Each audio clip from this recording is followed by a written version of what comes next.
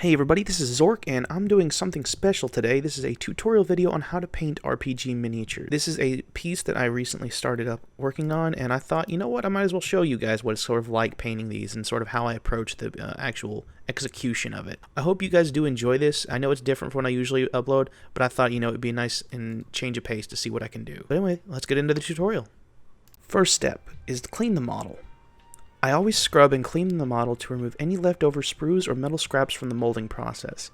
Be sure to even out any small parts that could still remain after clipping to reduce any possible damage when you are painting or even handling the miniature. I usually go around with a simple pair of hand clippers and it once over with a small brush to be sure.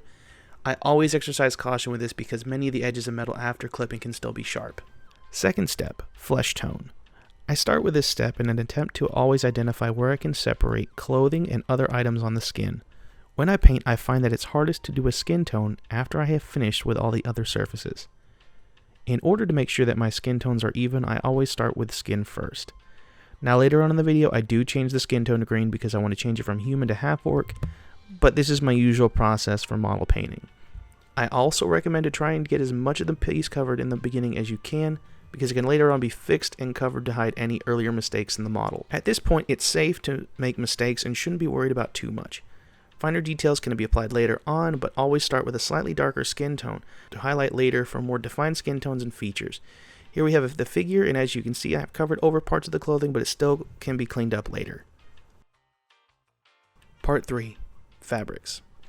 Fabrics is a general term I give for anything that is largely worn by a character. This encompasses any clothing or large items the character holds. It's usually personal preference as to what you can do for these designs, but the way I determine my choice is by how I want it to look and why. My usual method is first asking what I want the colors to reflect are. Is the person rough and tough, or are they smooth and refined? After that, it's a matter of reflecting that feeling through my palette. In this case, I chose more of a neutral selection. It consists of mostly gray and various shades and hues of brown. This is entirely up to the painter for this idea. This character was a rough character, but for example, if they were more of a regal character or bold character, I would feel that they would need more solid colors that are more primary based. And subtle characters usually fall under the category of secondary colors for me. But once again, this is a personal preference in how I determine my own selection. Feel free to experiment with your own selection at this point. When it comes to items on the character, I look towards the idea that the sculptor had when they made it. In this model, there's a rough end of the weapon that looks like a branch.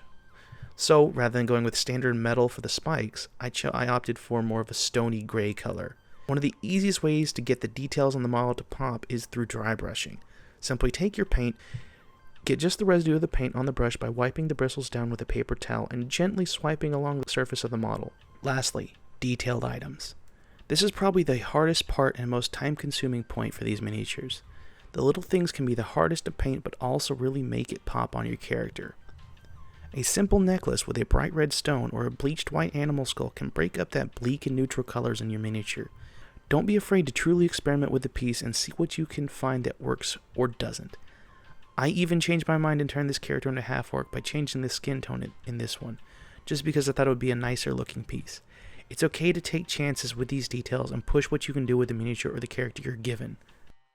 So as you can kind of see from the guy, he has no hair. His ball is a bowling ball at this point. So what I've decided is I'm going to try and give him some hair. And this is a technique that I've learned called kit bash. A long time ago I used to play Dark Eldar from Warhammer 40k, and they used to have these little hair pieces that you could basically customize your people with. It's right there.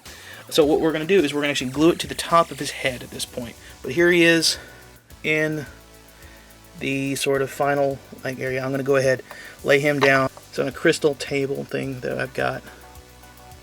But there you go.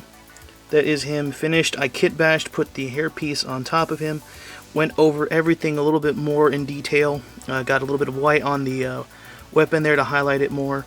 I'm going to go ahead and flip him around. And the last thing I did was I put on the quiver. I went through and I did a dry brush and also a ink wash over the rest of his body. But overall, I think it turned out pretty well. I'll actually be putting up a regular picture of it along with this one. I'll probably actually have to put it in the video. But I think it turned out really well. So anyway, I want to thank everybody for watching this video. If you enjoyed it, leave a like. If you want to see the other ones, I still have 2 more figurines I can do. Let's see here. I'll go ahead and bring those guys over. I have not actually painted these guys yet, but these would be, other characters that I could do. We've got a dwarf as well as a caster, so there's a couple different options.